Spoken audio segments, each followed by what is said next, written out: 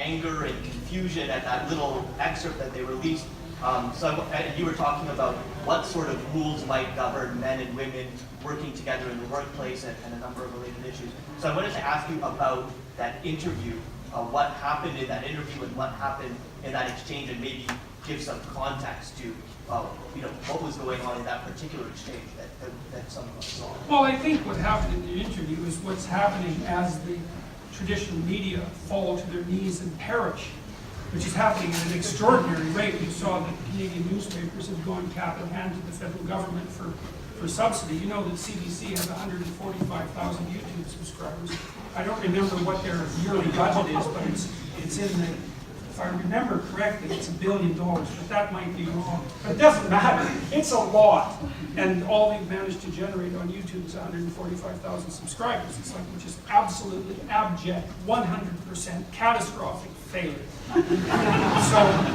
And I think there's a bunch of reasons for that. I mean, one of them is that there is a technological transformation occurring, right? Because one of the things about YouTube offers everything that TV offers and a bunch of things it doesn't offer. So it's going to win. It's clearly winning already. And then I think that what's happening as the classic broadcast media starts to spiral is their good people start to leave. It's a Pareto distribution issue.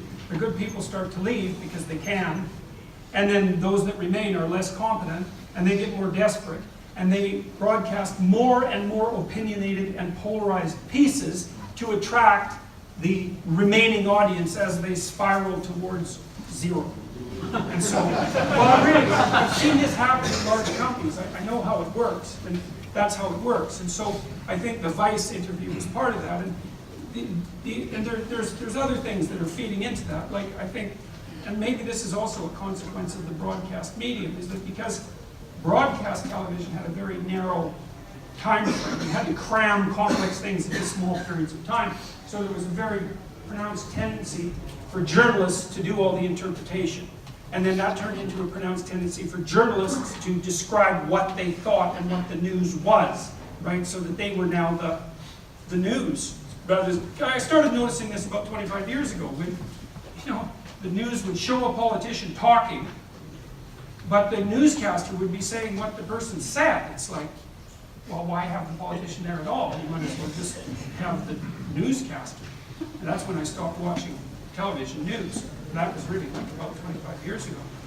The Vice interview was that sort of taken to its extreme. It was like he had an idea of what the situation was, and he wasn't as aggressive about it as Kathy Newman, but it was the same sort of thing. It was like he was going to catch me out one way or another. And that happened for about 2 hours, and he had kind of a supercilious attitude, which is not uncommon among, let's say, New York journalists. And we talked for about 2 hours, and I said something that was provocative, I would say.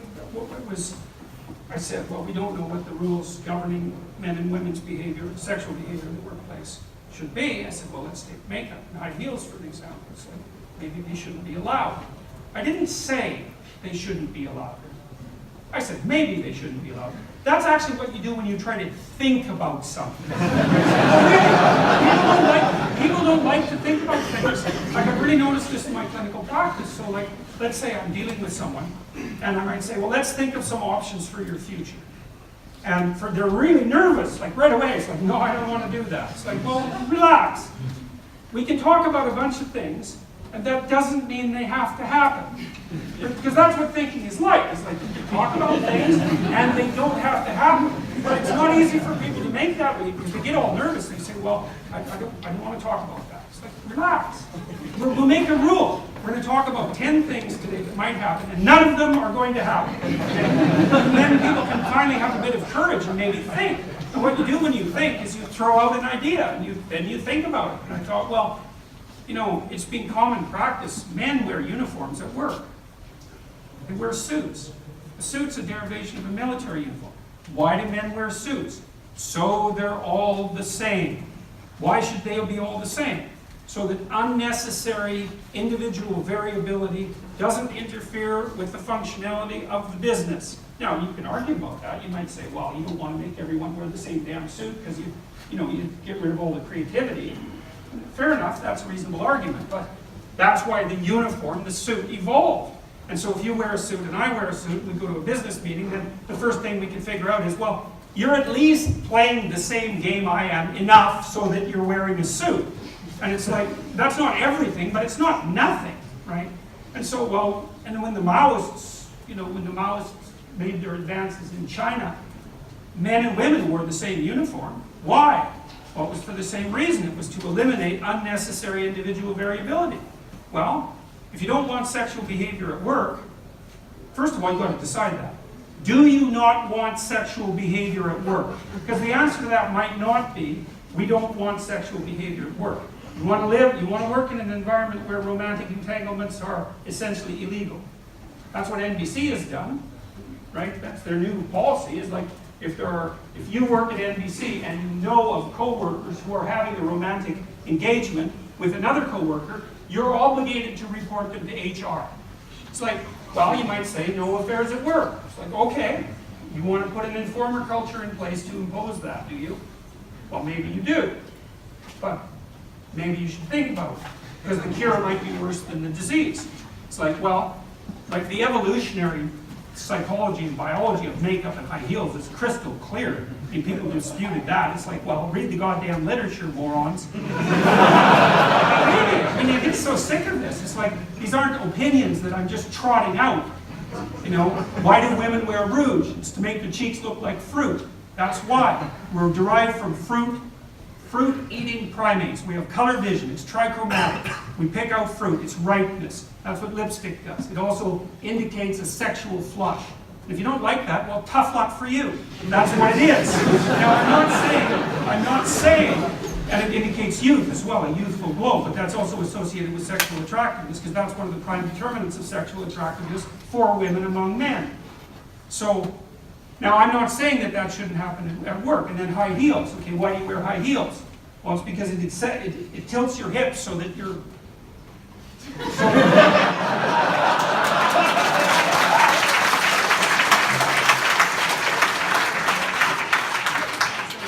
Is that acceptable at work? Well, of course. It's like, no, not of course. Not of course. Perhaps. But we can't have a serious discussion about what's acceptable at work and what isn't, because we're too damn immature to have the discussion. We can't even throw things out on the table like that. It's like, I don't know what the rules should be. At my workplace, at the university, I've been warned innumerable times not to have a discussion with a student, male or female, but it's the females that are of concern in this particular rule, with the door shut. And that's not like 6 months ago. That's not like 3 months ago. That's like advice from the last 15 years. Now, I don't listen to that because I think, sorry, I'm not living that way. But these things are tense. They're tense. And we won't talk about them intelligently and maturely. I've also been accused 3 times in my career of sexual impropriety. Baseless accusations. And the last one really tangled me up for a whole year. It's not entertaining. So there's plenty to be sorted out, but like I said already, we live in the delusion of a 13-year-old adolescent girl, and so as long as we maintain that level of sophistication, we're not going to have a real conversation about what rules should govern men and women in the workplace. So you can't even open the damn discussion without being jumped on by, an array of like rabid harpies. So that, in the Vice interview, it's like, it's no bloody wonder the media's dying. They're doing everything they possibly can to cut their throats and bleed out as fast as they possibly can. I read a bunch of the comments on the Vice interview, and some of them were irritated at me about the makeup and high heel thing. It's like, whatever. I knew perfectly well that I said it. I thought, oh yeah, I'll say this, and it's the only goddamn thing. It shows how predictable it was. But most of the comments that I've read so far have been, look, Vice guys, we know what you're up to, and we're pretty much sick of it. And I know that people like Ben Shapiro's, he won't appear now if it isn't live. And that's a pretty damn reason. Like I said, I was sure. One of the things that really shocked me about Channel 4 in Britain, that was the Kathy Newman thing. So I walked into that after I had a busy morning doing some other things at the studio there. I walked into that, and we met Kathy in the green room, and she was getting all steamed and primped up, and before she went on camera. And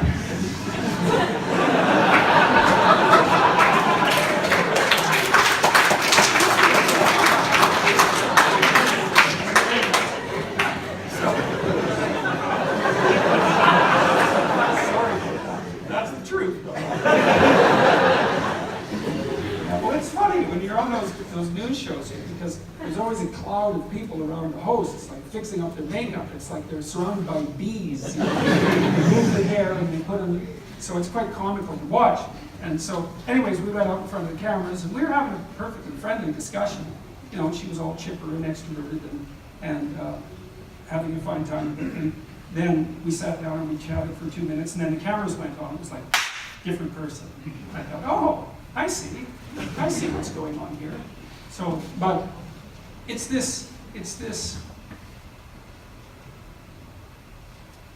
a defunct mode of communication, I think.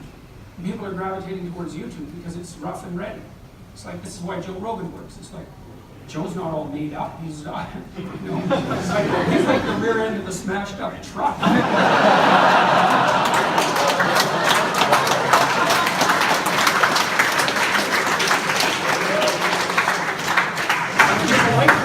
There's no excess production values. There's no bringing the landscape up. It's like, here's the damn discussion, and there's 3 hours of it. If you want to listen, and if you don't, then go to hell. That's basically. And I like that about YouTube. You know, it's also something that's so cool about YouTube too. Is you hear this idea that like young people have these short attention spans. It's like, yeah, except when it comes to 3 hour long podcasts.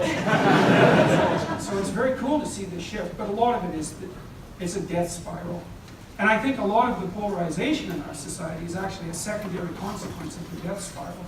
It's like, because the journalists are more and more desperate, and so they're just generating clickbait, and that's polarizing us.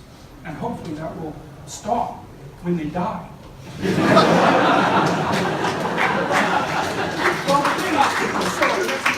Because there have been lots of journalists who have been really good to me, and I don't want to see the high-quality journalists disappear. But I don't think the high-quality journalists will disappear, because I think their message could move across mediums.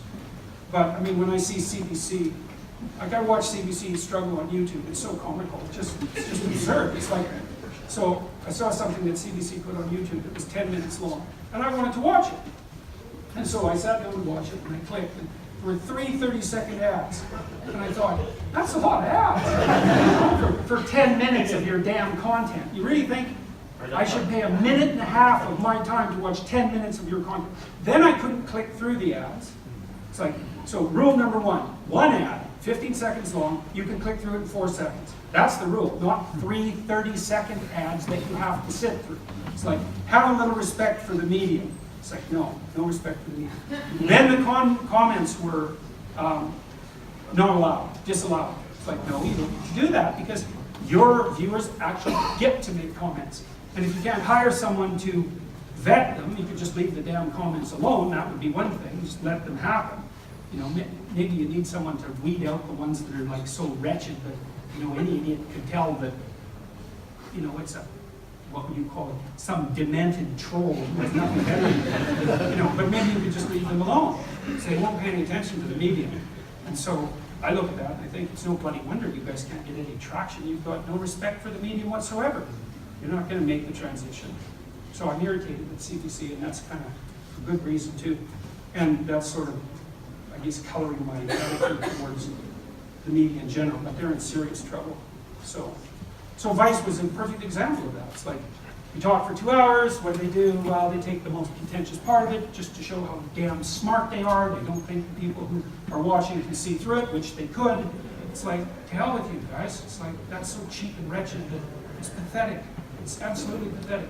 All you're doing is making things worse. In Lindsay Shepard's situation, she was smart to record her own side just as insurance from sort of dishonesty from the other side. Yeah, well, that's another thing that I've often thought about, is just to record the whole interview, you know, but I'm more or less willing at the moment to let the chips fall where they will. And most of the time, There are many people with whom I've sat down and had discussions where things were played straight, and I would say it's actually the majority of them. But there's a pretty pernicious minority that does what Vice did. It's like, there's no excuse for that.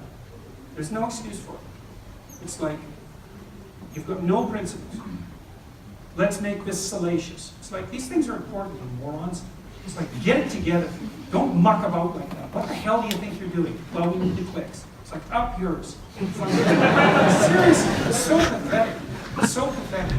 You can't do it on content, so you'll do it on manipulation. There's a motif for your life. I can't do it on content, so I'll do it on manipulation. The motto of Vice.